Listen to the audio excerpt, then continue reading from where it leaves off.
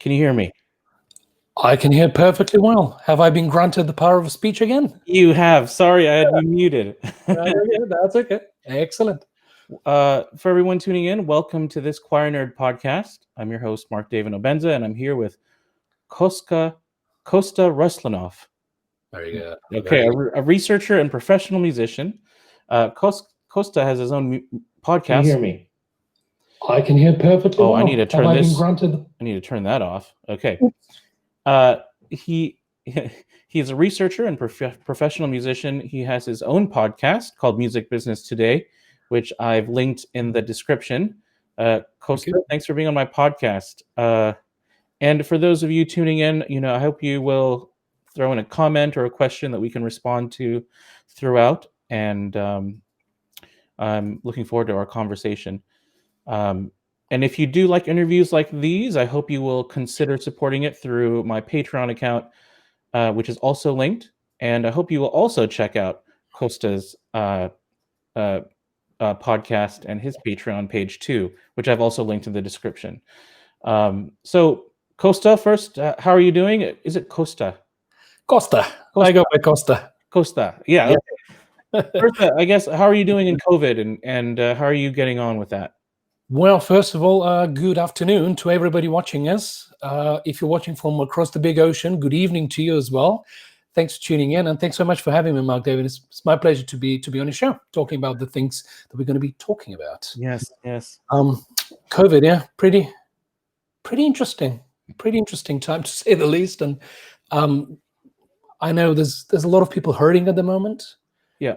A lot of people have taken a hit to their business, to their careers, no matter what you do. If you're an employee or an employer or a freelancer, like a lot of our fellow musicians, a lot of people have taken a hit, and me included, probably yourself as well. And it's not pretty.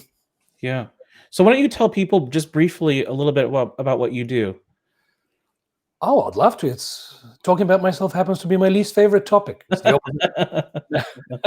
Well, I'm a musician and a researcher. I play quite a few instruments.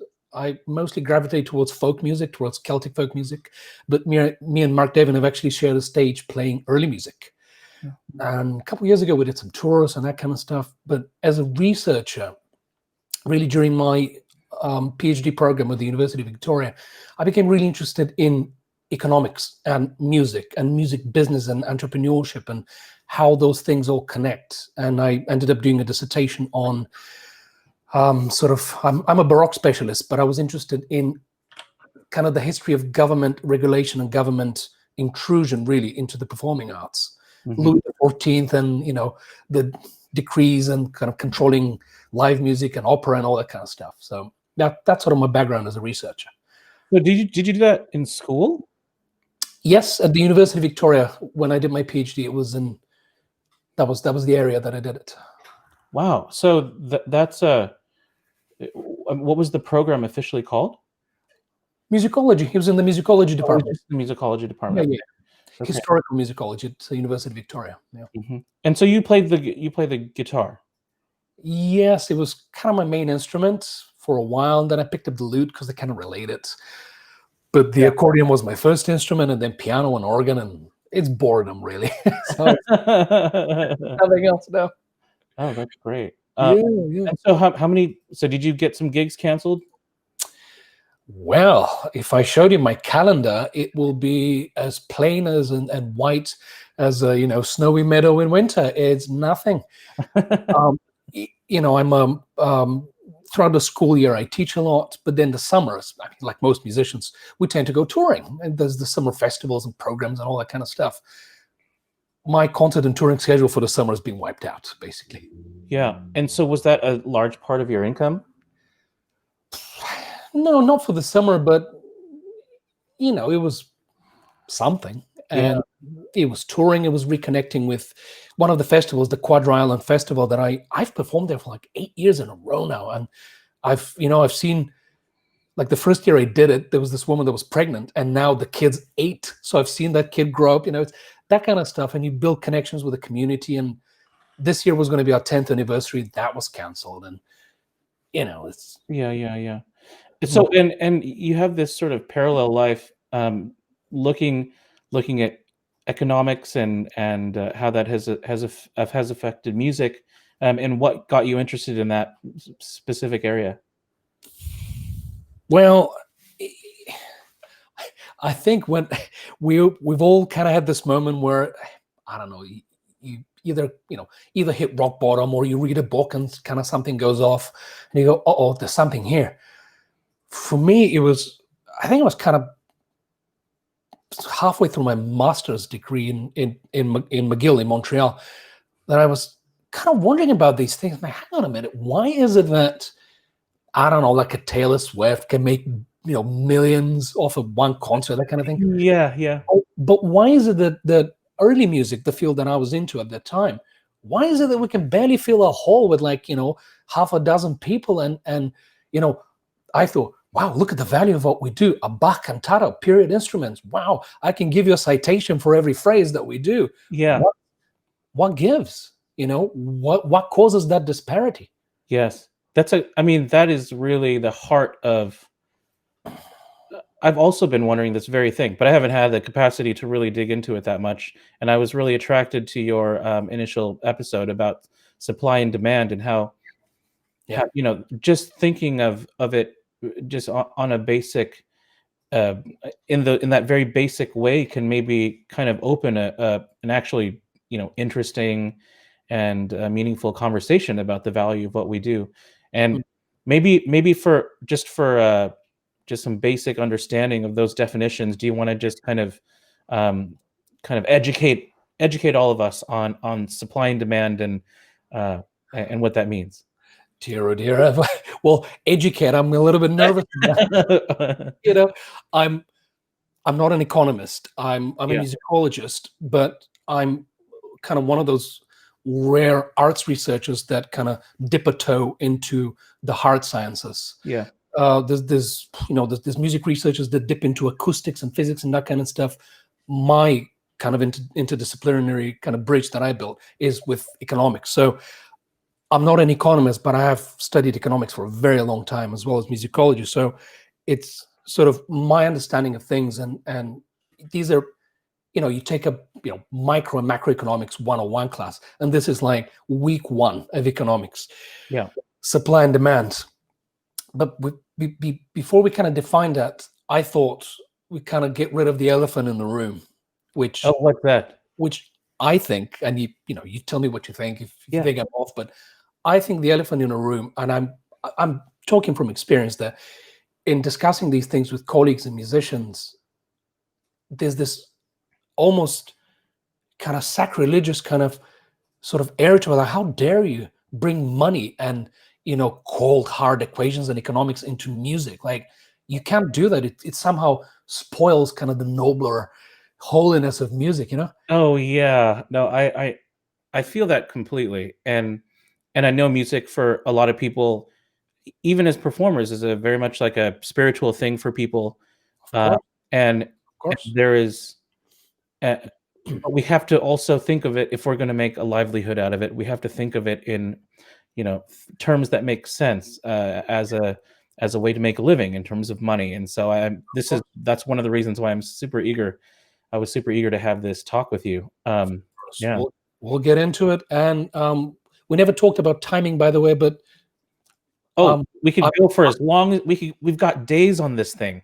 I know, that's what I was going to say. I don't know if there's a limit on the broadcasting software that we're using, but I've booked the afternoon off because I know these can be kind of complicated things and we might veer off. Yeah. And I welcome that. No agenda. We're just shooting the stuff back and forth. Exactly. So let me kind of try to clear the air of the elephant in the room, which is, how dare you bring money to music? Well, look, the way I think about it is this might be helpful to look at it this way. There's different levels of analysis you can look at something. I don't know, look at a car.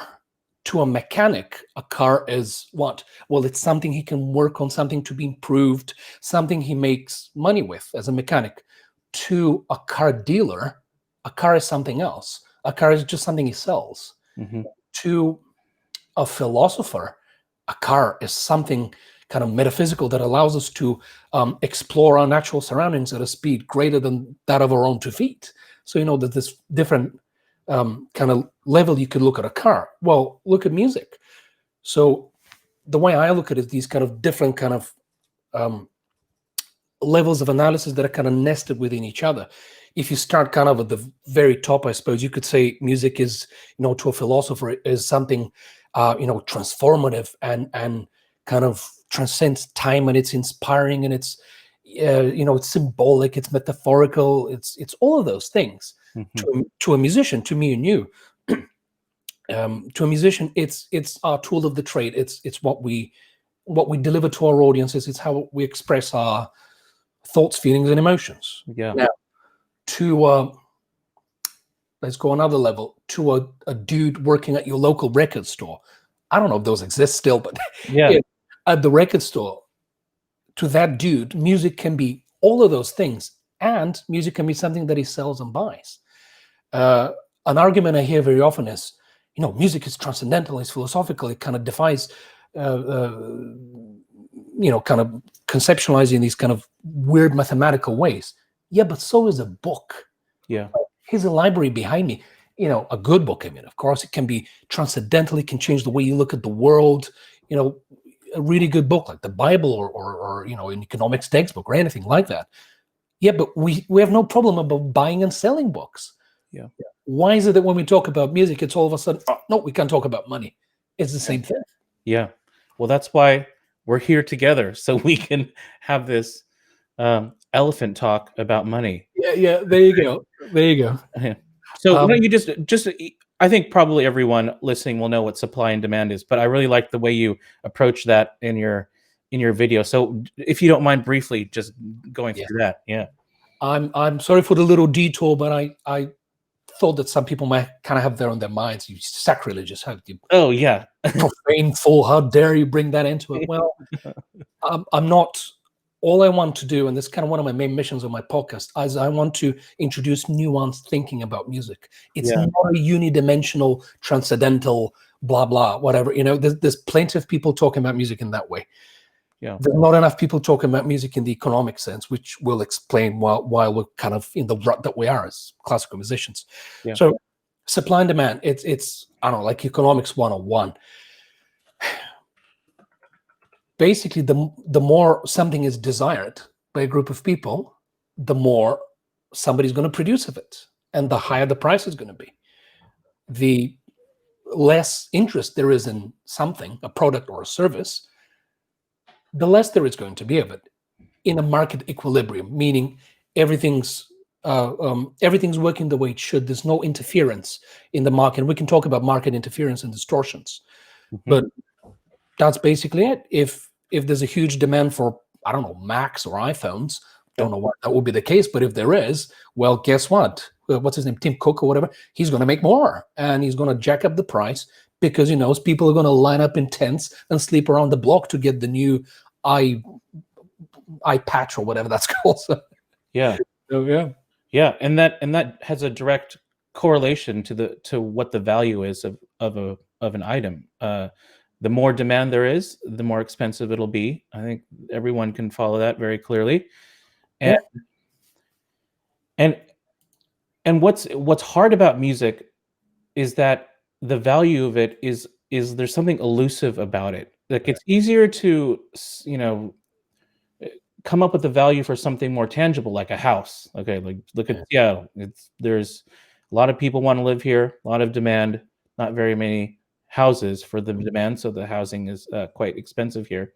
I assume probably in Vancouver or places in Canada as well. But and if there's anything to demonstrate how mysterious value of music is, I mean that example you brought up with Taylor Swift, someone who makes just a bajillion dollars on just a song versus a specialist in early music.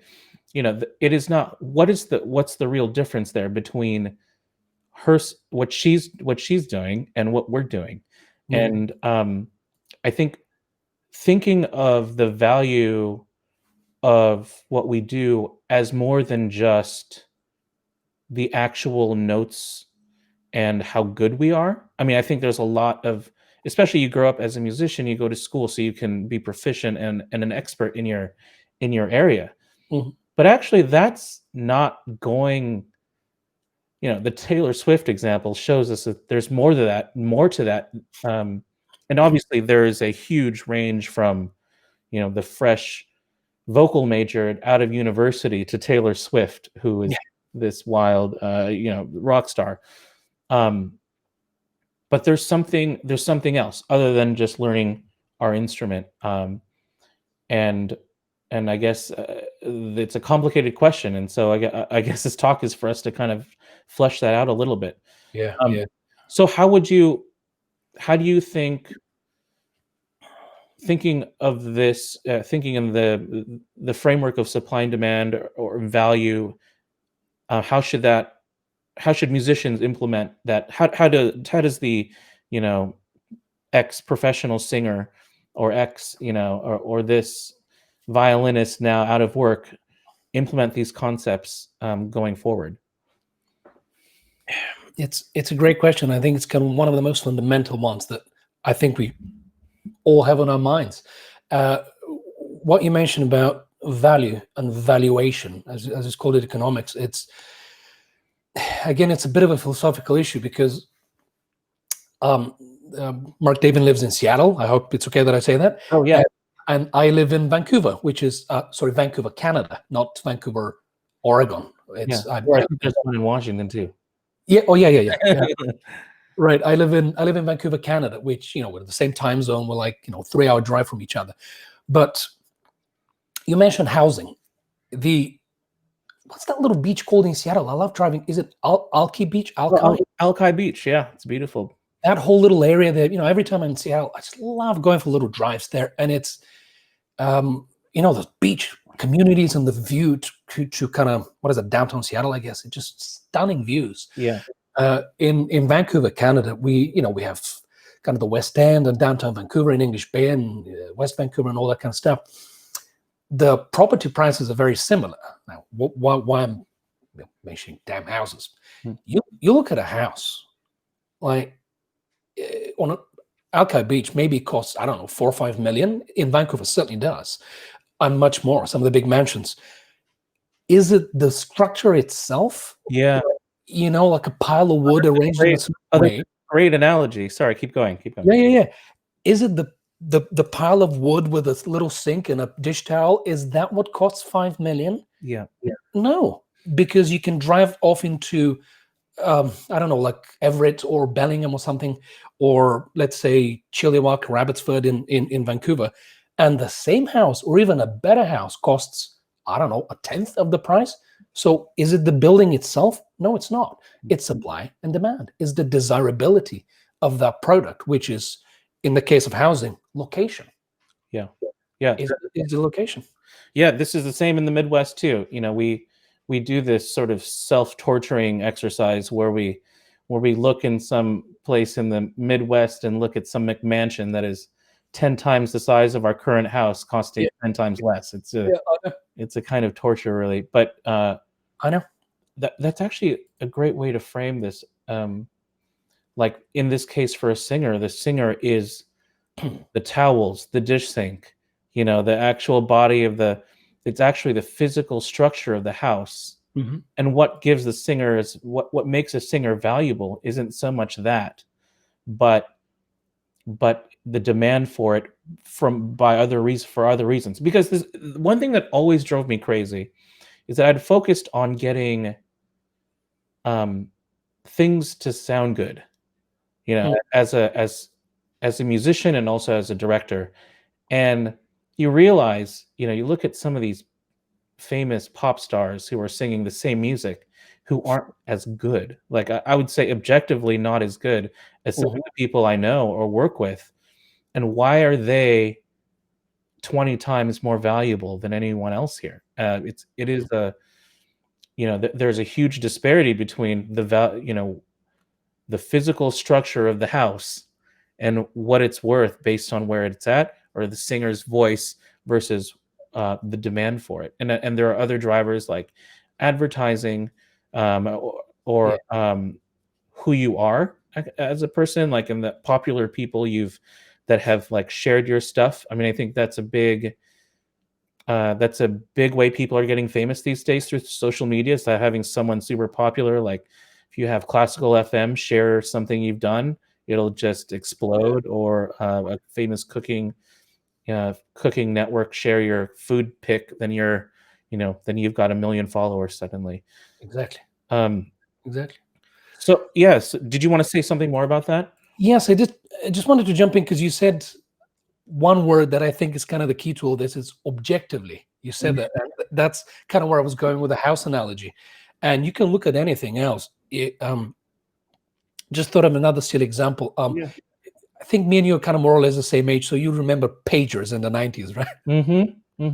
Still don't know what a damn pager is or what it does, but who cares? It kind of, had a short period of existence. Now, let's say me and you decide to start a company tomorrow, and we're going to be, K&M's pagers, Northwest Pacific pagers, whatever, and we make, we hire engineers, we make the best pager that's ever existed, and somebody inspects it, he goes, wow, the software's top notch, all the circuitry, we do a marketing campaign, everything's just perfect about the product, right? It's made in the most amazing way. Yeah. Nobody's going to buy it. Yeah. Totally. There's zero demand for it. Now, objectively, there's, in economics and philosophy as well, there's the objective value of something and its subjective value. Objective, I think it's a really helpful way to think about music in this way. Yeah. Objectively, the house, the little kind of rotting shack on Alki Beach is worth, I don't know, 50K, that kind of thing. But you put that house right on the beach, oh boy, now it's 5 million. You put that little shack in the middle of, I don't know, middle of Wisconsin or whatever, somewhere right down the middle of America, nobody's going to buy that thing. So objectively, you look at a St. Matthew Passion, St. John Passion. How many thousands of books have been written on it's sort of astounding superhuman genius of Bach.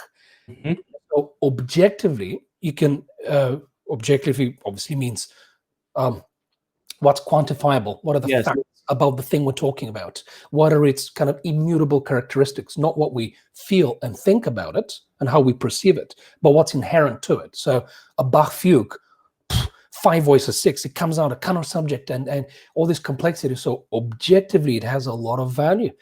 Bach's music, for example, but it's the subjective that gives it its price. Yes. Yeah, I really like that. It's how others perceive it and the value they think they will get out of it that determines how much they're willing to pay for it. And how do we bring all these concepts for any musician to apply to their decision making? Like, how do we think? Now we've established that your value as a musician is not simply how good you are, but there are other factors that determine maybe like the overall demand or pricing of what someone's willing to pay for your work. I mean, so clearly it's beyond just being super good at what you're playing or singing. How do you think about, what other relevant aspects do you think we need to consider when we think about musician value? Well, there's obviously proficiency. Oh yeah. I was going to say that's the first step, kind of being really a master of your craft. Yeah. And one of the first videos I did on my own show was should you go to music school? And it's a complicated question, but there is value in it, is that you learn kind of the tools of your trades. You really train from supposedly good kind of craftsmen. They teach you how your trade works, if you're a singer, how to produce good tone in a healthy way. If you're an instrumentalist, how to use your hands to get music out of a box with strings on it called a guitar.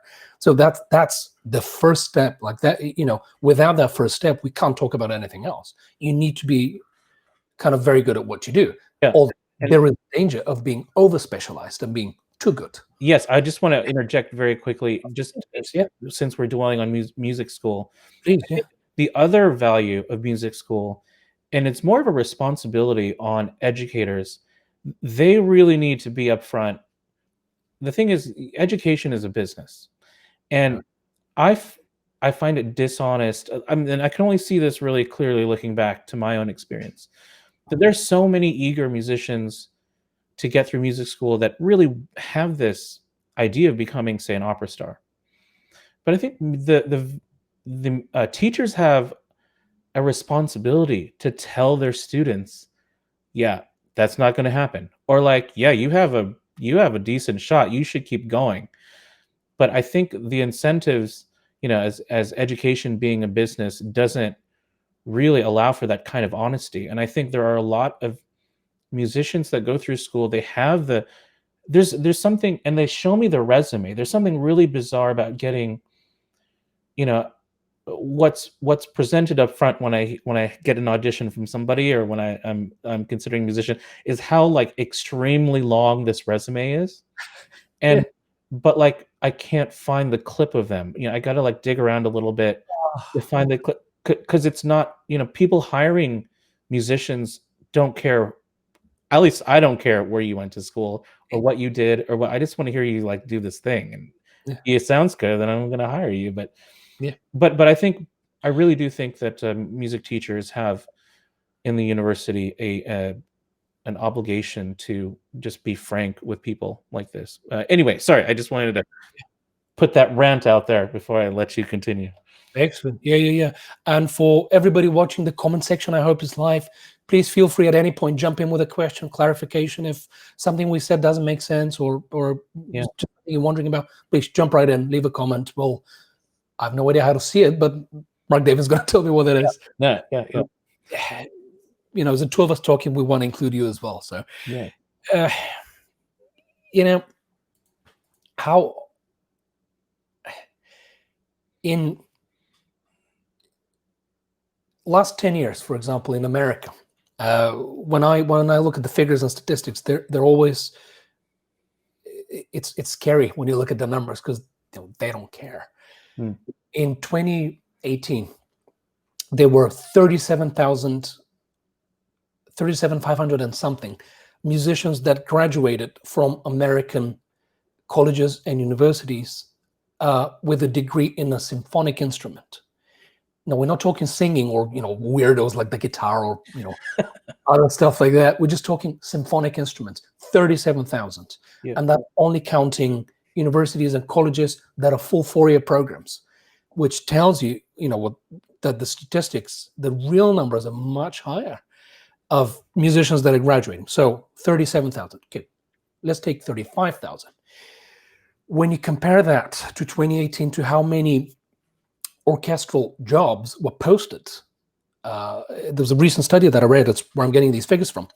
The ratio of graduated symphonic musicians to available sort of full-time orchestral spots was 23-1. Wow. So and that's only in 2018. The figures keep getting worse and worse, by the way. That's the kind of the historical trend of the data. I've managed to find data for the last sort of 18 years. For the last 18 years, the data is quite clear that fewer and fewer full-time and part-time orchestral positions, more and more people graduating, fighting for the same job. In 2018, the ratio was 23-1.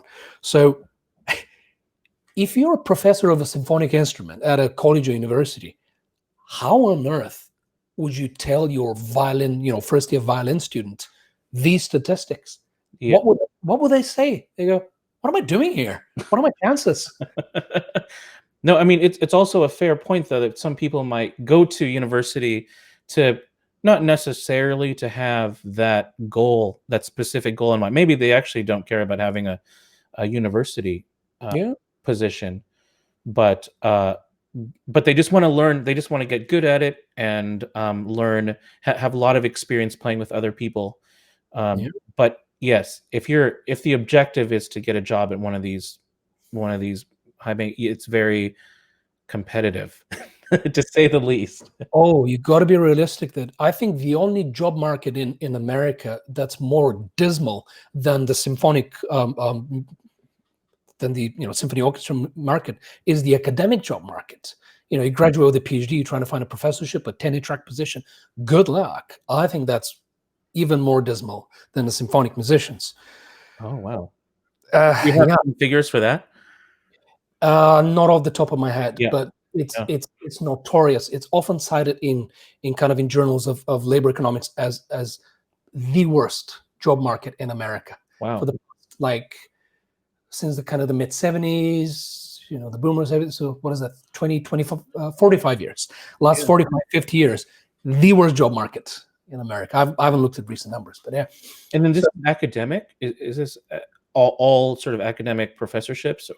Basically, okay, yeah. Not just music, but sort of overall, sort of teaching positions in higher education, particularly tenure track. Yeah. So, it's all pointing to the fact that musicians trying to make a living need to kind of like figure out how to. I mean, unless you're in that top percentile, you need to be able to piece something together, and perhaps that's sort of where I found myself. Originally I wanted to be a singer, a countertenor. Actually, I still do it every now and then, and I think I can hang in the in the ensemble world. But I wasn't going to be the next. Who's this? Is it David Daniels? Who's like super famous countertenor. Wasn't going to even approach that. Charles Daniels, yeah. Well, Charles Daniels is the tenor that everyone loves, but I think there's a countertenor David Daniels or something. Anyway. Oh, maybe. But there was no way I was going to approach that level of success. So, it is important, I think, and it's just, maybe this is obvious to everybody, but that it does seem like most of us that want to focus on a discipline will need to figure out how to do other things. I mean, I guess a lot of people make a living giving lessons, kind of dipping their foot into the education world, giving private lessons. But yeah, there is COVID has really there are a lot of freelance musicians that are suffering from COVID, and they have certainly they're feeling the brunt, and they're trying to figure out what to do next. And the force majeure clause is really hurt people, and we need to be respectful of the musician economy and supporting them professionally, but it really it's like, well, what do we do from here? I mean, we can't create work right now, but I think it's also worth sharing that there's a business side to this, and we're trying to create the people that are creating groups and that are trying to create opportunities are the real ones trying to create demand for the musicians. So there is a place for them. So I think there's some sympathy that needs to be directed in those places. So what about, and one of the things I think is important to mention is branding. I mean, because of the way musicians advertise, the way information is being consumed these days, we have to think more about how we present ourselves. And I like to think of that as branding, and having a consistent branding. I mean, that sort of is like the gift wrapping over the our house, so to speak. And and I think that's not actually brought up enough. But so let's pivot here to digital content. How do you think about the digital content that musicians just kind of often we sort of have to create no matter what, and we have to share to the internet no matter what? How do you think about? Do you think it's worth creating digital content? And is there a way to monetize it better than we have done already? Oh man, there's a lot there. Yeah, there's a lot there. Where do I start? Something I just wanted to point out is there's this book that I've very, very much enjoyed. I'll show it over here. It's called The Economics of Music. Let me just see if it's picking up correctly on the camera. Oh yeah. So, here it is, The Economics of Music by Peter Schmuck. Nice. Peter Schmuck, nice one. I'm probably pronouncing it wrong. I don't know. He's German, so I like that his last name is Schmuck. Yeah, I know, but he's a brilliant economist of music. There's not that many. There's two that I know of, and I have all their books. There's not that many people studying economics of music, but he gives a very cool little chart. I know this is very low tech, but this is a graph that shows the percentage of earnings of different types of musicians. So, classical musicians. This is in America in 2013 to 2015. These are averages. Classical musicians, these are different major revenue sources by genre. So classical music, 28% teaching, 28% salaried work, which means orchestra jobs. A very small percentage from recording and session work, and very small percentage from live work. So most of the income of classical musicians, on average, in America has been from salary or teaching. You go to rock and pop music, and 45% of their income is from performing. Live music, if you're in jazz, it's kind of hard to tell what the numbers are. 30 minus 4, 41% of jazz musicians' income, on average, tends to come from live performing. Very small part from teaching on the graph. So it kind of shows you national averages that performance-based income was never a large part of a musician's revenue stream. Of a classical musician's revenue stream. It's kind of what the numbers show.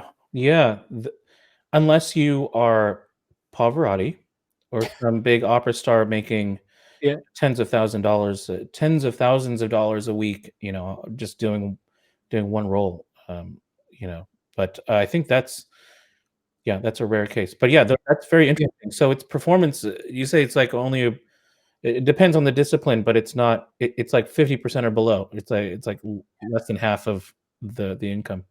Oh yeah, for classical musicians, it was something like 15 or 18%, or something like that. It's below 20%. Yeah, on average, on reported averages. You mentioned Pavarotti, and of course we talked about Taylor Swift. Yeah, there is another law of economics that it's actually one of my upcoming videos. It's on the Pareto effect, the Pareto distribution. It's also called Price's law or the Matthew principle. It's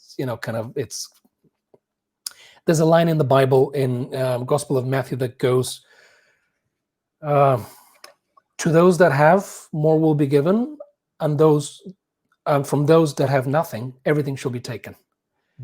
It's very kind of one of the most controversial little lines from the Bible, but there is actually an economic principle based on that, and it's the Pareto distribution, meaning the square root of all people involved in a creative industry do half the work.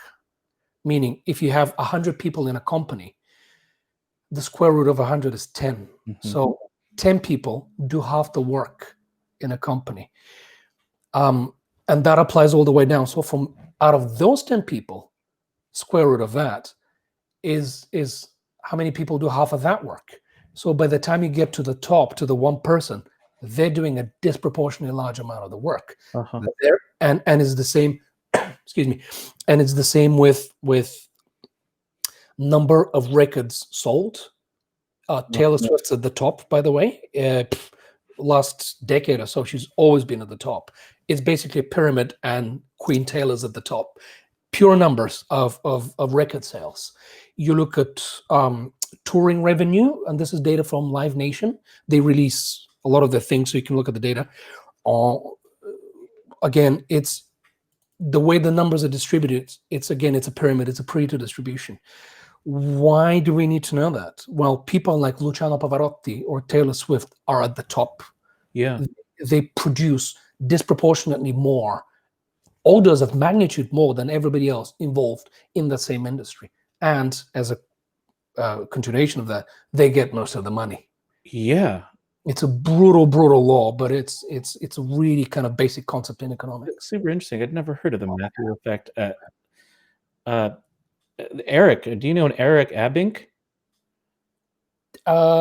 He's a singer from UBC, wasn't he? Okay, well, he just chimed in. Yeah, actually, I think in our little studio here where we're talking through, you can see the public comments there. But he. Oh, sorry, Eric. Of course, yes, I know Eric. Hi, Eric. Thanks for tuning in. Yeah. I looked at the comments. Here it is. Yeah. Yeah. He comments the Matthew effect and granting funds is also a thing. Probably, yeah. They even got special categories for it. This is fascinating. Huh. Yeah. I wonder how much sort of music revenue is going to, what percentage of music revenue is going to these heavy hitters, to these Taylor Swifts of the world. Well, I mean, they're on the top of the pyramid, so they must get like 98% or something, or like 95% or something. Disproportionately more. It's not.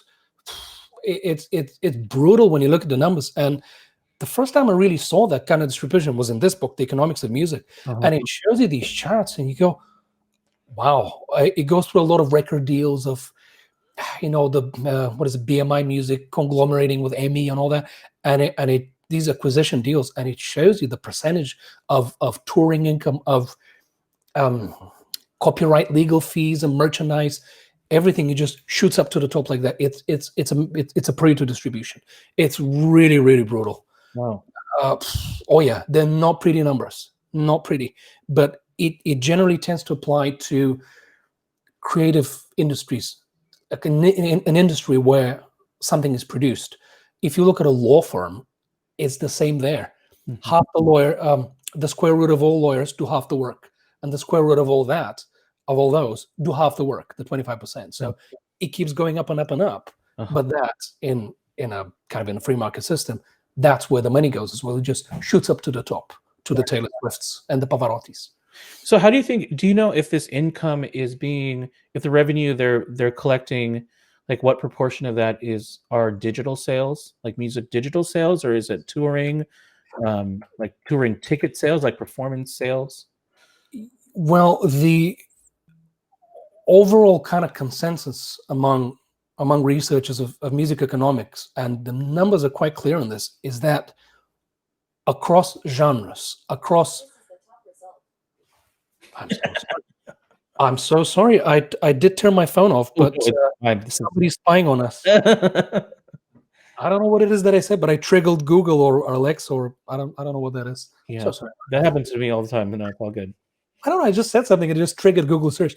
Anyway, the data is quite clear across genres, across institutions, across salaried versus non-salaried employment, married versus single people. That you can break the data in many different ways. It's clear. Most of the income comes from live performance. Nowadays, that's data from the last. This is from 2017. The book, so last 3 years. It's very clear. It's from live performance. Right. Everybody's complaining about Spotify, and Spotify is ripping off artists, completely missing the point that the purpose of Spotify was to never make that your sole income source. Yeah, that was never the idea of it. It's a tool for promotion, basically. Yeah.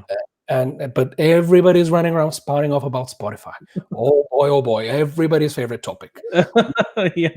Do this. You need to write to your local congressman, because he cares about your music. Well, I think people are shocked at how, it's just the way the digital world has evolved. I mean, in the 90s, we were buying, record companies were making, great money selling, well, not great money, but they were doing okay selling CDs or records. And now people don't need to do that anymore. They can just listen to you on YouTube or Google Play or Spotify for free. Yeah. And this is all something that artists elect to do. Just to clarify, this is something that artists elect to do when we produce something. So what do you think about Google Play, Spotify? Is that something artists should continue? How useful do you find these services to a musician's life? God, do you think it's still worth? Do you still post on there, or do you ever post on there your music?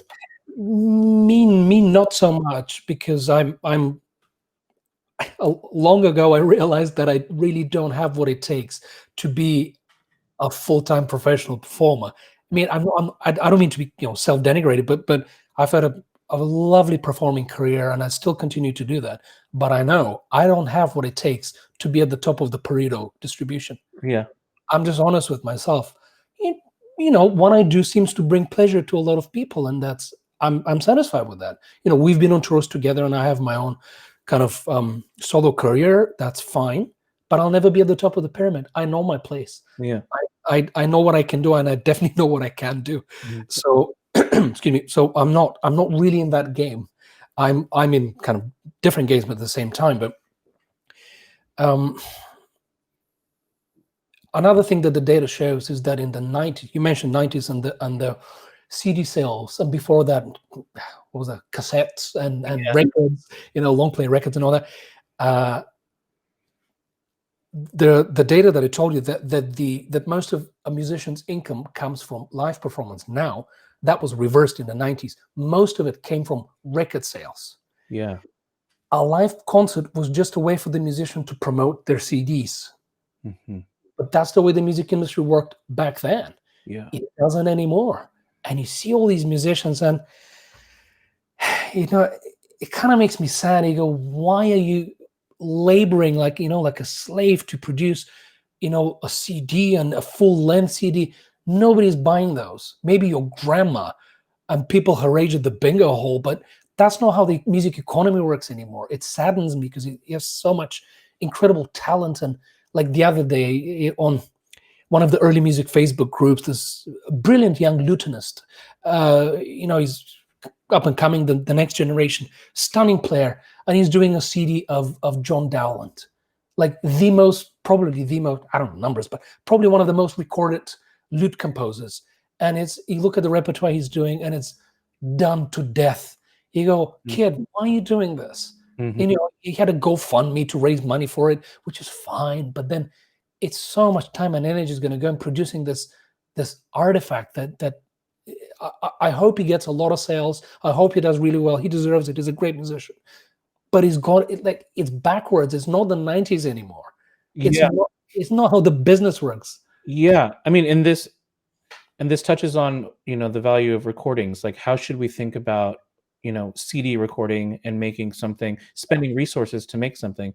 I mean, I don't think anyone in the professional circuits are making CDs to make that money back. I mean, that's just not, if you're paying musicians their rate, and to make a CD, unless you're, I think the average professional ensemble or singer is not going to be able to recoup that back in recoup it. Yeah. CD sales. But I think the value, at least for me, why we do it sometimes, not nearly as much as we used to, actually, but that you just have to chalk it up to a marketing cost. I mean, this, creating something, like spending money to make a great video or something that, oh man, I just, I don't know if I do Dowland or something that's been recorded a million times that has no value outside your own family and friend circle.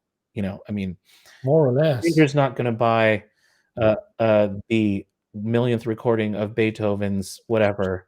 Yeah, right, exactly. They don't know. I mean, this is not going to happen. Yeah, it's and I'm really kind of sincere about it. It really saddens me when I see that.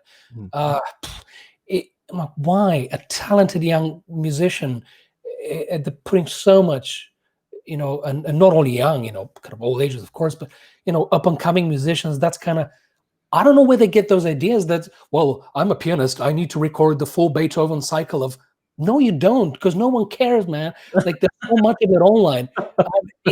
I get worked up about this kind of stuff, but it's true. Yeah. You look online, I can listen to all the Beethoven things he ever wrote from the best pianists in the world, living and dead ones. Yeah.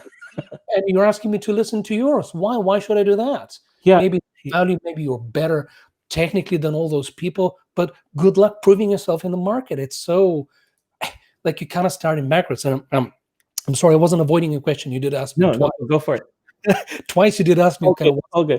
What's the value of digital recordings?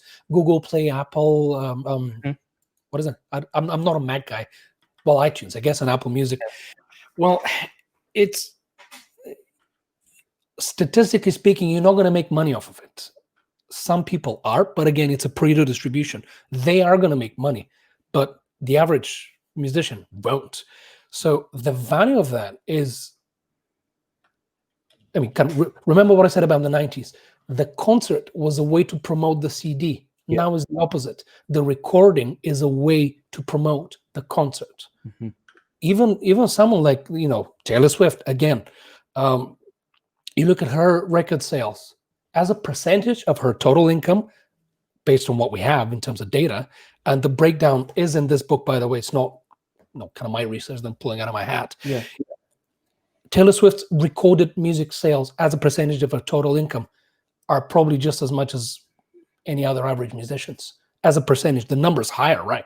But the overall percentage not that much higher. So the point is to promote your live shows. Yeah. Yeah. Economically, that's what the numbers suggest, that's what's happening. Is the reverse of the 90s. Things switched in late like 07, 08, 09 after Napster, iTunes, all that kind of stuff. That's when that switch happened. Yeah. And these Google Play, iTunes things are really changing our relationship to music. I mean, not only in the way we consume it, but now we have algorithms that decide what we want. They just know based on what we've listened to and what we like. Oh, yeah. They'll just create a playlist which is effective, and now we don't really know who we're listening to anymore on these platforms, which is such a weird thing. I guess maybe that's even more important that your branding is clear. So Yeah. but people are losing touch with the artist through these platforms also. I mean, I'm not this is just the nature of it. I'm not assigning a value to I don't know whether or not I think Google Play or Spotify is good or bad, but it's definitely changing our connection, our relationship to artists. We can literally just put, you go to these things, well, how are you feeling? Oh, I'm feeling chill. And then it will hit play. What does that mean? It will play you a chill playlist full of artists who you don't know, actually. And Enya. and you'll like it because it's effective at figuring out your tastes. Oh, yeah. And so that's just the nature of Spotify at the moment. Yeah. It's true. So how do you personally were you spending most of your time performing as for your income before, or how much teaching do you personally do, and how do you sort of piece together your professional life? Well, for me personally, I mean, this is talking pre-COVID, because COVID changed a lot of things, man. Things really changed, and not for the better. But I'm still very fortunate where I am, and I'm very, very thankful to what I have in my life. And it's could be a whole lot worse, could be a whole lot better, but I'm just very thankful for what I do have. So pre-COVID, I was a high school band teacher. I used to do that, so that's a full-time gig. On Sunday mornings, I was a music director. I play the organ, and I directed a small choir.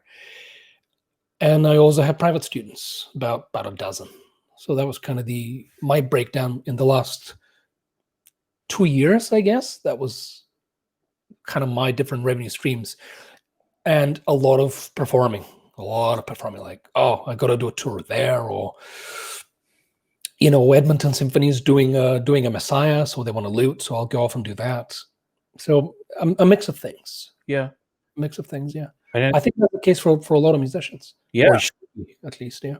Yeah, in my case, I started singing, and I did come out of college, with a handful of section leader positions at churches, but eventually became a choir director, and I really see my work with Bird Ensemble and with Radiance as like, I don't know, a marketing branding cost. That's actually not where I make most of my money.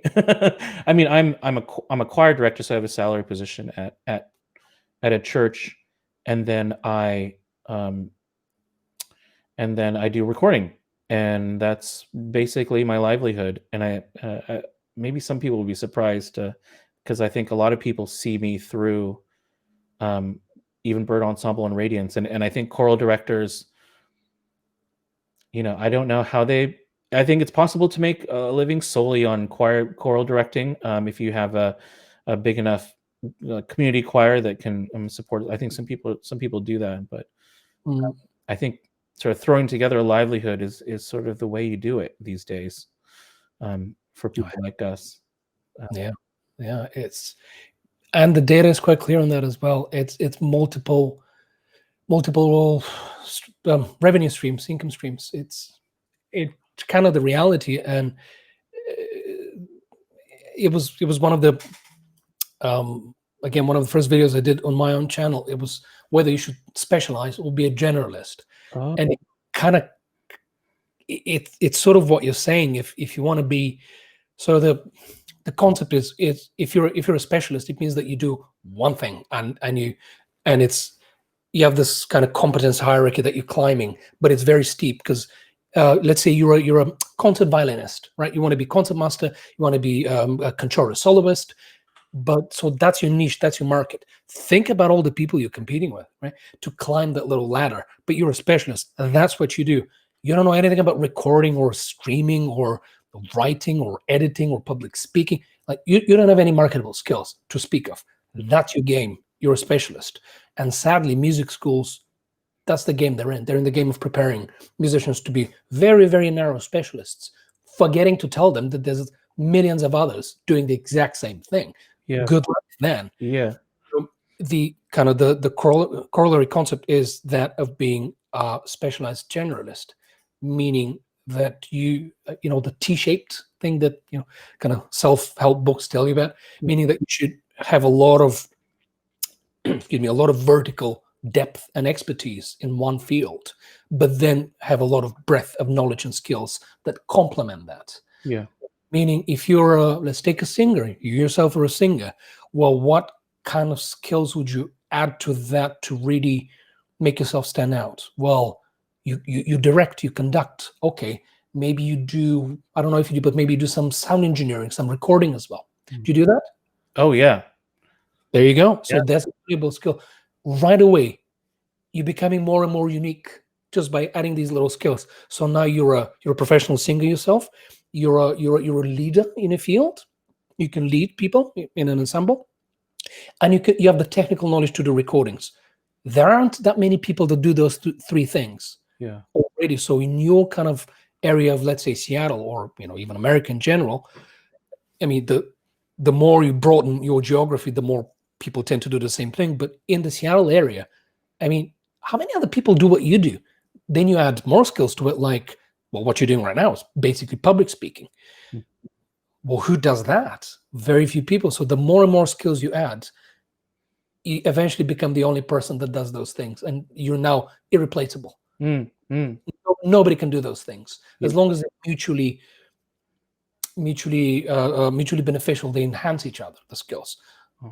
Yeah, that's actually a great way to put it. I mean, people should think about adding complementary skill sets to what they're currently good at.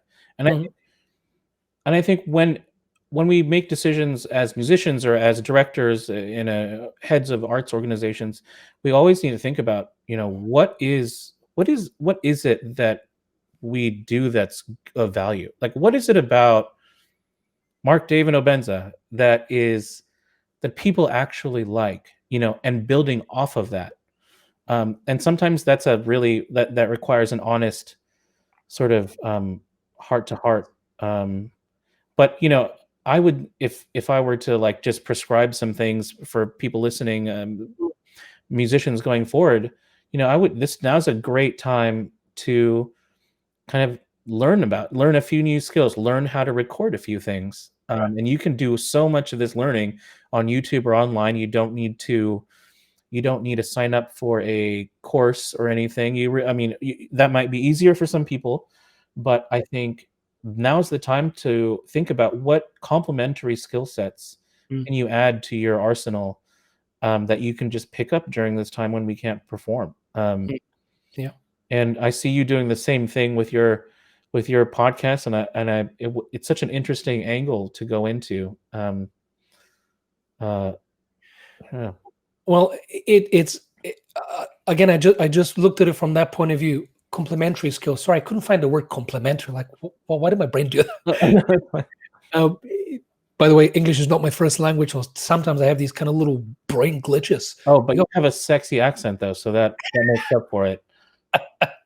Well, never mind the accent. I wish I had your hairline. For those of you watching me and Mark David go back a long time, so we've drank at the back of tour buses and all that kind of stuff. Anyway, I can't remember your damn question, but I'm trying to answer it. So yeah. God, I know. What did I just say? Oh, complementary skill sets. Complementary skill set. Yeah, I was testing. I wanted to see if you remember. Oh, anyway, yeah. Well, I think it's a very beneficial, very very good way of looking at it. How many musicologists are there that are interested in economics? Well, there's really two that I know, and I have both of their books on my desk. There's not that many people that do that for whatever the reason is. But I didn't do that on purpose. Like, what two kind of seemingly random and unconnected things can I put together in order to give myself, a leg up in the market? No, it's just what I was interested in. Yeah. I've always been interested in free market economics, in kind of government regulation, and what effect that has on the arts and on everything, really. Yeah. Then I did a PhD in that, and I've always been a musician, so it was it's my own kind of intellectual curiosity that led me to really develop the skills that I have. And then how do I broadcast into the world? How do I connect with people? Well, writing really is that there's another complementary skill that basically everybody should have. Writing. How do you clarify your thoughts on a piece of paper? God, good point. How do you structure an argument, man? Like forget about an argument. Forget about what we're doing. A grant, right? How are you going to write a grant? Explain in 350 words why we should give you this little community development grant. What are you going to say? You're going to stutter. You're going to blabber along because you've never been taught how to write because you were a musician and you took one English class that you slept through, right? It's not a skill. Sorry, I don't mean to be cynical, but it's a serious point. It's not something that we're taught in music school. I was never taught how to write a grant. Yeah. I only really learned how to write when I became a doctoral student, because you got to write like a maniac, got to push papers out. I couldn't write, but I still have my very first paper that I submitted for a journal when I was in my first week of being a doctoral student. It's a total disaster. It's embarrassing that I finished a college diploma, a bachelor's degree, and a master's degree in Canada, and I was never taught how to write properly. I don't place the blame on anybody else. Yeah. It's on me. It was my fault for not picking up that skill, but I never needed it. And why wouldn't you learn how to do that? How to write a blog, or how to write a script and then do a video on it, or a grant? Yeah. That is a really good point. That writing is something that wasn't important to me until graduate school. I mean, it just never was emphasized. And so I actually want to switch to a topic that I didn't say I wanted to, that I didn't plan in advance. Let's go. So something that just occurred to me is in Canada, correct me here, but government funding in music is more. You get more funding from the government for music than in the United States. I guess, tell me, is that true? Do you think that's true? And what do you think? How is that impacting music generally, do you think, or the performing arts scene there? Oh boy, there's one. So far what we've been talking about was, fairly vanilla. Now we're starting to kind of venture into controversial territory. That's fine. That's fine. Just give a little peek. Just a kind of little peekaboo behind the curtain, kind of, yeah. Because this is something that American artists are so jealous of. That places like Canada have this. I think I've heard some numbers, some bigger arts organizations from Canada just getting obscene amounts of government money, which is wonderful on the face of it, I guess. I officially do not have an opinion about about this, but I'm super curious to see, like how involved should the government be in funding the performing arts. But I'm just curious about your take on this, especially with coming from sort of a supply and demand economist viewpoint. Yes. Great way to tie it back to our overall theme. There is data on this, there is research on this, and for our viewers, for this billions and zillions of people watching us, I would guide them to. Great. And why don't we afterwards? I can link all these books in the description also. I know, and I apologize. It's a crude way of just showing it, but I just wanted people just to have an image of it. And you can obviously pause the video and kind of take a screenshot. But it's called The Perilous Life of Symphony Orchestras by a labor economist called Robert J. Flanagan. The most brilliant book and best and most up-to-date research on the economics of symphony orchestras. And one of the chapters, he goes through different funding models for symphony orchestras. And he's American. He's from, I think, from Boston. So what he shows is that the average is about 30, 36, 37% of total orchestra revenues come from ticket sales, performance-based revenue. In America, the remainder of the deficit is made up by private donation, not by government support. In the European Union, it's the opposite. The biggest kind of segment of funding for symphony orchestras in the European Union comes from government support. Canada leans closer to the European Union than America in terms of the numbers, but not as much as you think. It's not, full-on European Union kind of have as much as you want. It's, it's like 90% covered by the governments. Wow. It's not, but it's not as privately funded as America either. So Canada's a bit of a hybrid, and there's pie charts and there's figures in this book, and you can, I'm not going to flip through it to give you precise figures, but that's the case with Canada. See, this is actually the topic of my next video. It's something called the cost disease in the performing arts. And basically the concept is that if your productivity is fixed, meaning what you output as a sector of the economy is fixed, and you can't really improve it because of technology, but your labor costs keep rising, that'll give you an ever-widening gap between what it costs to produce and the money you can get out of it for selling the product. If the classic example is a Mozart's string quintet in G minor, composed in 1787, if I remember correctly. In 1787, it took exactly the same amount of time and the same amount of performers to produce one unit of product, meaning one performance of the G minor quintet. Mm-hmm. Today in 2020, which is 213 years later, wow, pretty good at math. I almost failed high school because of math, by the way. Anyway, 213 years later, the same string quintet takes exactly the same number of people to produce 5 quintets and exactly the same amount of time, 34 minutes, I think it was. So all of the incredible technological revolution that we've had in the world, the steam engine, electricity, the selfie stick, all of those sort of things, the technological innovation that's revolutionized basically every other sector of the economy, that has had zero impact on the productivity of symphony musicians. Hang on, just so to create, is this like including rehearsal time and salary? You're talking about the cost to create one performance. Yeah. What was it? Okay. Of the Mozart string quintet, which is 34 minutes. Which is 34 minutes, and what's involved? What is included in production? Is this like rehearsal time and paying musicians and stuff like that? Well, I mean, the principle is the same. You can include those things if you want, but at GM, General Motors, in the 70s, it used to take them an average of 41 hours to produce one car, on average. Oh. Nowadays, it takes them 24 hours. Because of what? Because of improvements in technology. Uh-huh. their labor costs have gone way down because of automation.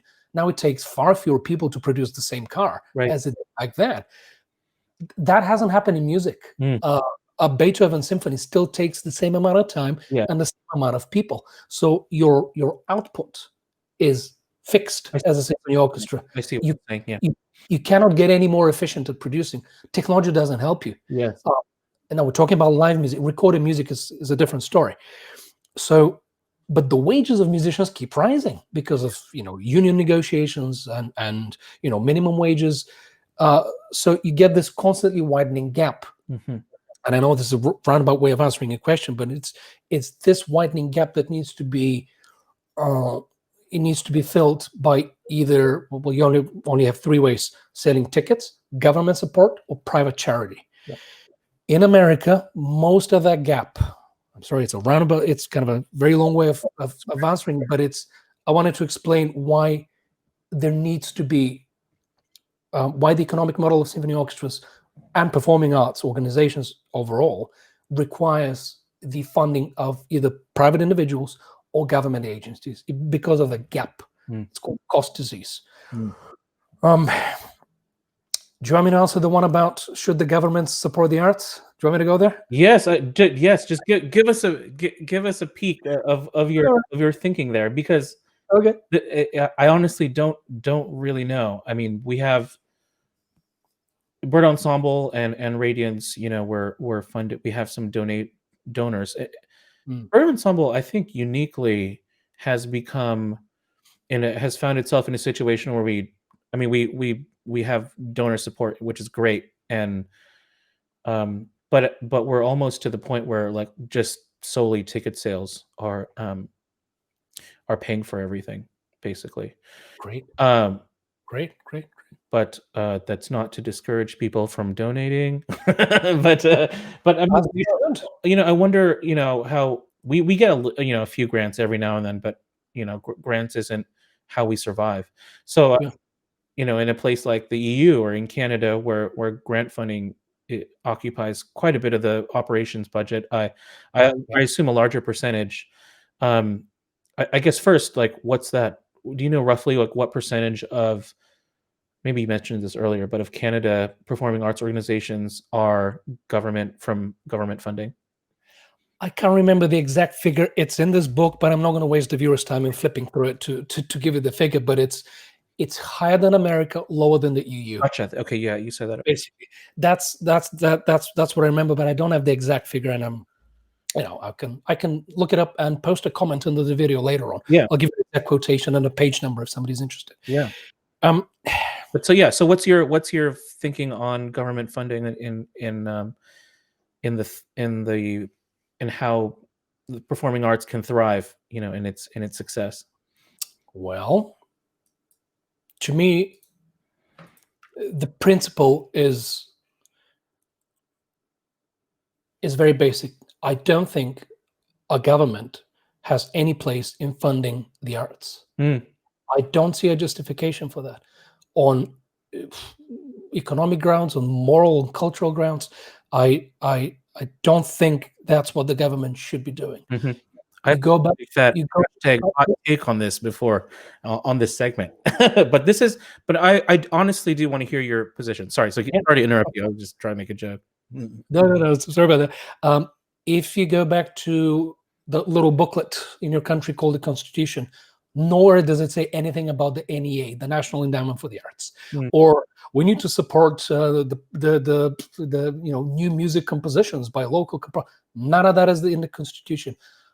I can go into the history of government funding of the arts and kind of historically what happened, but that's perhaps too boring. But there's no justification, and we can get into the philosophical argument for that. Yeah. But economically, what that creates, it creates a distortion in the market for classical music. I really believe one of the main reasons why we're in such a mess in the sector of classical music is because government funding distorts the market. It distorts your perception of supply and your perception of demand. It creates oversupply, and it just completely floods the market. Mhm. If you have so many symphony orchestras surviving, a lot of them because of government support, you might get the idea as a violin student that, oh, there's so much work out there. No, there isn't, and they're always struggling, and they have razor thin margins. Basically, And that ratio is much lower than you mentioned, probably, if you take away government funding. yes. So going back to supply and demand, if you took away government funding, then you will get the true market figures for supply and demand in classical music.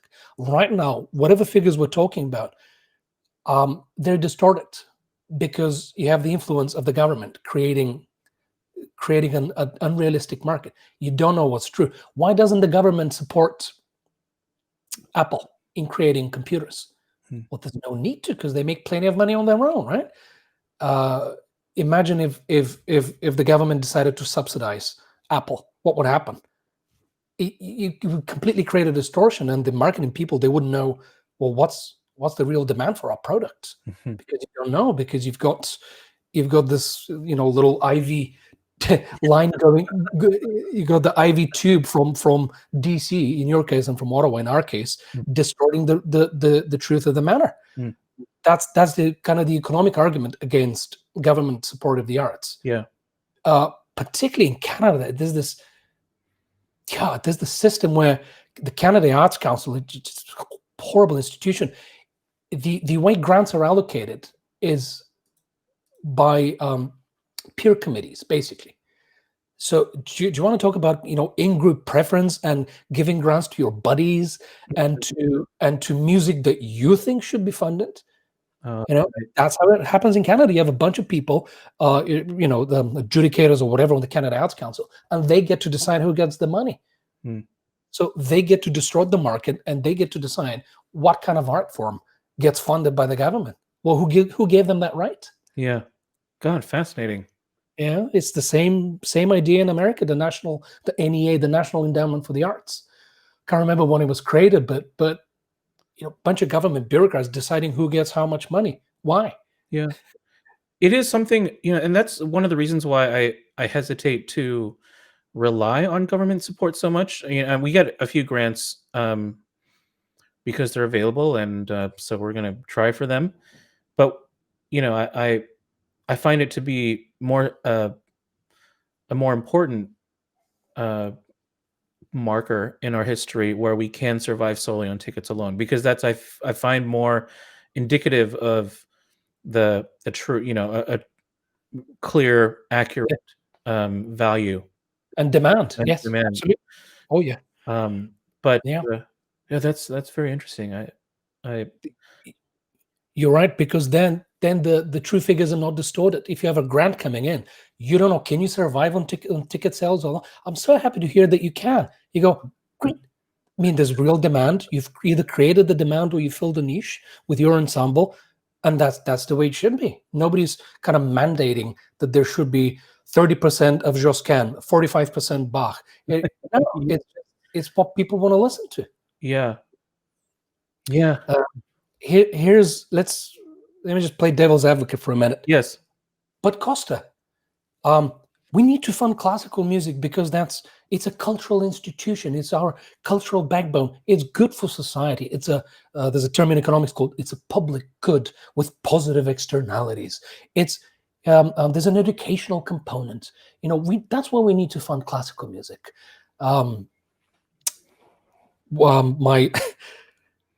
A very good friend of mine makes that argument, and I say, he's not a musician, he's an engineer, actually. And I go, dude, when was the last time you went to the Symphony Orchestra? Well, when you played there a couple of years ago? Like, yeah, you only came because I was playing with the Vancouver Symphony. We're doing St. John Passion. I'm like, have you been outside of me playing? Well, not really. I'm like, so what is it, all this spouting off about we need to preserve these institutions? I'm like, you're an engineer. You make a lot of money. Yeah. Right? Open your wallet and vote with it. Just, you should practice what you preach. Right. If to him it's so important to preserve these institutions of orchestras, I'm not saying it's not important to preserve them, but if that's where his mouth is, well, put your money where your mouth is. Yeah. We go, well, why should it? Did they get government support? I said, well, yeah, and there's another thing. Government support de-incentivizes private charity. Mm-hmm. Mm-hmm. They go, well, why should I donate to the Symphony Orchestra? They're getting, they're in the dole anyway. Yeah. Yeah.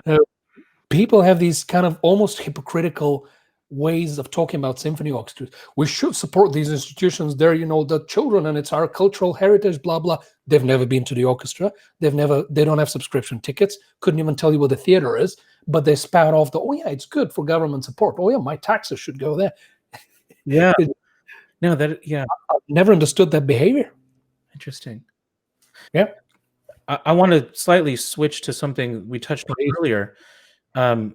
So one of the problems I see at the moment, especially in COVID, is that musicians and artists are still creating content and still making stuff, posting stuff, and I'm trying to figure out a way how that can be monetized. I mean, I know traditionally I've thought of this stuff as like a marketing cost, and this is just part of brand development, but I think of platforms like Netflix and like publications like the New York Times. And do you think it's possible to create, well, I should say, I had this idea of creating a platform like that where I would post new music, not new, like, or I should say original content from artists. And then basically at some point they would start hitting paywalls, and then they would have to pay like a monthly fee that we could use to could use to compensate artists for their digital content, very much like a Netflix model. Yeah. And I guess I'm wondering, have you thought about that? And what do you think about a model like that? Do you think it would be successful? And beyond, since it's sort of my idea, don't feel like you need to go easy on it. But I want to hear your thoughts on that. Well, it's a great idea. What would you call it? Sort of on-demand content. Yeah. That sort of subscription service. Basically, I love Patreon. Just the idea of it. It's, to me, there's something even philosophical. There's something so brilliant about it. Yeah. I really like the idea. And by the way, if you enjoy the stuff coming out of my mouth, patreon.com/Uncle Kosta. Yeah.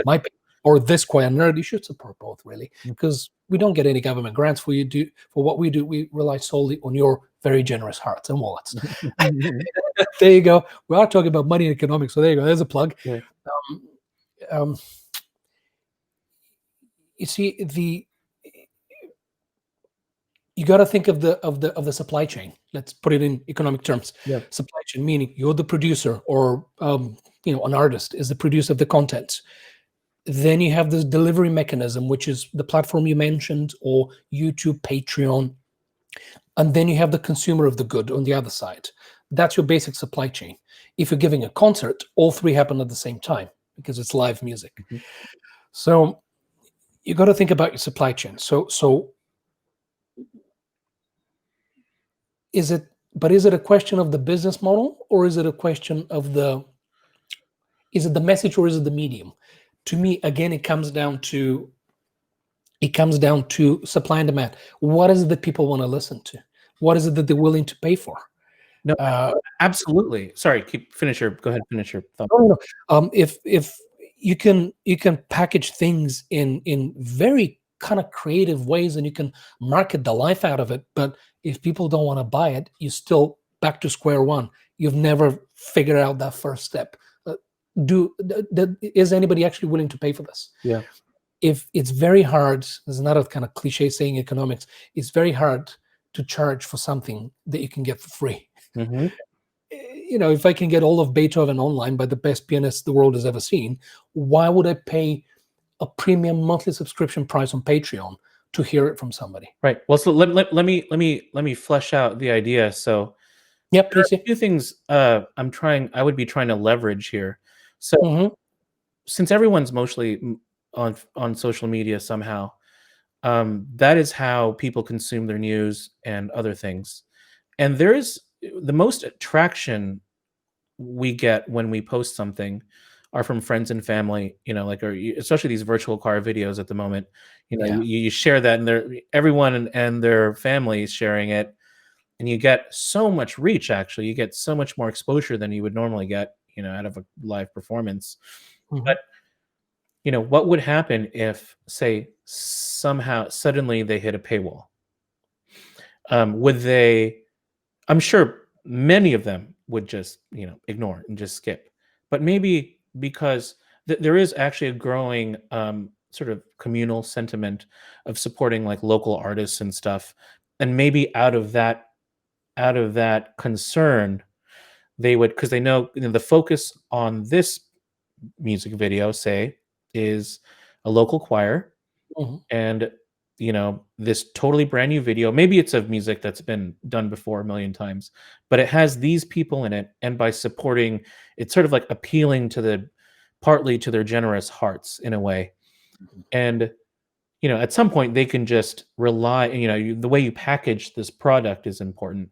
But they just hit a paywall, and eventually they subscribe something small, like, like the Patreon model, $5 a month, and then Yeah. you can always get these sort of digests of local groups performing.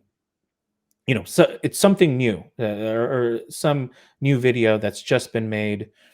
So and then Scribe, I was thinking Scribe Records would do this. In turn, would use some of that revenue to pay for more content, pay artists for more content. I guess I'm Mhm. curious now, sort of now have more of the details of the idea. What do you think about that? I do like the emphasis on the communal aspect. Mhm. Let's say, oh, all these musicians, or this week we're featuring musicians from, I don't know, Everett or Tacoma or something like that, and they'll all live there, and here's something they recorded. So if you want to support local music, uh, I I am kind of seeing that in Canada as well. This kind of return to like the local farmers market kind of thing. Yeah. And screw the big chains. There's a little local store that they sell the same stuff. Maybe it's a buck more because of our margins, but you should support that little lady with her little business. I am kind of seeing trends of that. I don't have any figures on that, but Yeah. it's kind of the community sense I'm getting, which is it's so lovely, and I love that. So your idea to me kind of seems to kind of belong in that same circle of ideas that support local, not anything international, but support local artists as well. And I do like that idea, and this loops back to branding and marketing. Mhm. How do you, okay, let's say they're doing, I don't know, jazz standards, or something kind of overdone, it's like a jazz standard, but the way they're doing it is there may be local college students or something. All of that distinguishes you from everybody else. Mhm. Earlier I was thinking about this, and I love Elgar, Edward Elgar. Yeah. And yesterday his cello concerto is one of my all-time favorite pieces of music. Yesterday I heard a performance by Sheku Kane Mason, who is young black cellist who performed at the wedding of, what's her name, not Will and Kate, but the younger ones, Oh. Harry and Meghan. Yeah. Shows you how much I don't care about the royals and all that kind of stuff. Meghan Markle and Harry, right? Sorry about that. And Sheku Kane Mason was this young black cellist. He's an incredible performer. That he was invited at their wedding, and he did some Bach and some things, and his career kind of took off from then.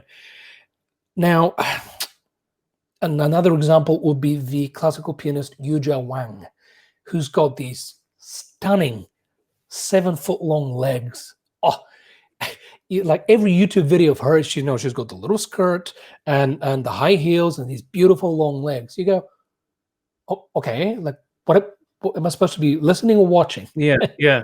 But for her, that's her way to kind of stand out. Mm. I'm not saying it's a gimmick, it's not a shtick, it's her image, her artistic image. That's how she stands out. Yeah. Sheku Kane Mason, maybe it's the fact that he's black. Maybe it's the fact that there aren't that many, black cello soloists. He's a stunning musician, oh, no doubt, and he's very young and Yeah. great kind of musical imagination. Is beautiful to listen. It was a recording of the BBC Proms Elgar Concerto. Mm. So, but maybe that's his angle. It's that Mm. he's kind of underrepresented in that field. Right. So maybe the fact that local musicians, to circle back, performing music that people want to hear, maybe that will be a selling point. Meaning that why should we pay all these international touring artists where we can support local musicians who live in our own neighborhood? Yeah. It's not a bad idea. I don't know what might work, but the principle to me is the same. It's how do you stick out? Yeah, I mean, and the Patreon model, I echo the same sentiments. It is so interesting and so useful, actually. Everybody, a lot of people paying just a little bit of money and supporting something meaningful to them, I think has got to be the future. I mean, and that's what I imagine with this scribe model as well. There is this problem, and it's only getting worse, where because so much of what our branding life is online, that we, for Radiance, we have a social media calendar and a group of volunteer, group of 4 or 5 people on our board. They're on this kind of social media committee, and they're responsible for generating content. And this stuff is becoming more and more expensive, and there's just got to be a way to try to correct for this in some way. I mean, by using our current market conditions, and by using, say, the angle of supporting local artists and their digital content. And so I guess, well, I'll try to roll this out someday, and I suppose maybe we should have a talk like in a year or so to see how that experiment comes. I'd love to. But is there anything we should touch on before we wrap this up?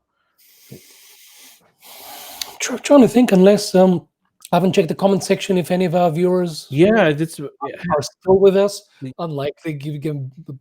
Yeah, no, yeah, just Eric. But if you're tuning in, I want to thank you for giving us a listen, and you feel free to ask a question in the comment even after the broadcast, and we'll try to get to that. And we'll also post some of these books that you've.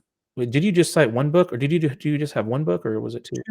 I have 2 different ones, and to me they're the best because they're really packed with graphs and charts and statistics, and they're not the easiest to read because they're written by economists, but it can flip through and have a look at the charts, and it's very recent data. It's the most recent data that I can get my hands on. God, this has been such an interesting conversation. I mean, I really think I'll have to listen to this again, actually, because there's some amazing content, like the Matthew effect, and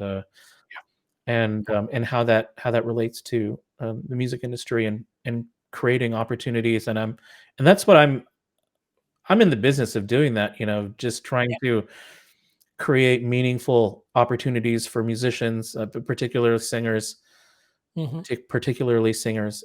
locally. And I think this is an interesting conversation for that, and a way to look at that. I hope so. I really hope somebody that watches it out there gets something out of this. And really, the whole point of me starting a podcast and with great pleasure, for which I'm very grateful, appearing on yours, is to hopefully give some value to people and be able to bring a little clarity to the problems they might be having. Yeah. And I think this is probably the right way to look at it. You mentioned, and I'll sort of close with this. You had, you mentioned about the social media team and how they're responsible for generating content and pushing things out. There is another brilliant book that comes to mind: How to Win Friends and Influence People in the Digital Age. It's a rewritten version of Dale Carnegie's classic book from the 1936. It was written. This one was written in the 20-teens. So I just finished a couple of months ago, and the author kind of says that in the digital age that we're living in, all you're getting is this constant barrage of images and clickbait, and buy this, get this, look at our product, this is flashy, this is cheap, this is on sale, wow, coupons. And it's going at it like digital marketing. To me, what I see philosophically is backwards, particularly in the arts sector, what me and you do. The principle that should be guiding our marketing efforts should be again, supply and demand. I'm trying to loop all the way back. Yeah, that's good. Loop it all the way back. Supply and demand. Not what I want to do, what I want to sell, what I want to push, a service or a product, but what is it that you need? Yeah. As the consumer, how can I help you? What is a need that I can fulfill? What is a demand that you have? Mm-hmm. What can I do for you? Look at the creator of Patreon. Well, he read a bit of history. Oh, the patronage system in Europe. We know about that. We studied history. Oh, how can you adapt that to the digital age? And there you go. You have Patreon. So, but he was thinking. He wasn't thinking about. I mean, I don't know what he was thinking, but he created a product. What's his name? Jack Conte, is it? The guy that? Yeah. I'm sorry. I don't know. But they have a band called Pamplemousse, and he's one of the singers. I think it was Jack Conte. If I'm mistaken, I'll probably be corrected in the comments below. But he was thinking of the need that him as a musician, as a band member had, which is how to create this sort of direct interaction with your fans, and how can they support you financially, and what can you give back? There's the reward system, all the different tiers in Patreon. So to me, that's the secret of marketing. Well, anything really in the digital age, but particularly an artistic product like ours. Mm-hmm. What is it? What value can I provide to others? And what need do they have that I can fulfill? Yeah. Well, great. Well, this has been a really rich conversation, Kosta. I'm so happy you were able to jump on this podcast with me, and I hope everyone will check out your Patreon page and support you as well. This is a great way to look and to evaluate the value of what we do in music, and to think about it in a different way, in a more honest way, in fact, in some ways. So yes, and as a disclaimer, I'm not partial to Taylor Swift or Pavarotti. I'm trying to be objective. I have my own kind of weird musical preferences. We haven't talked about any of that. It's not kind of my opinions, and I would like to kind of see legislation that reflects that. No. It's what the numbers show. It has nothing to do with my own personal feelings about it. Yeah. So, there's no value judgment. Is classical music better than Taylor Swift? That's not the question. Yeah. It's not what we're talking about. We never discussed artistic merit. But thank you so much for having me. It's been an absolute pleasure. If anybody's interested in more kind of my line of thinking about music and the arts, the channel is youtube.com/Uncle Kosta and patreon.com/Uncle Kosta. I'm on Twitter as well. Great. Thank you, Kosta. Until next time. Thank you so much. We should do it again. That was a lot of fun, man. Thank you. Thank you.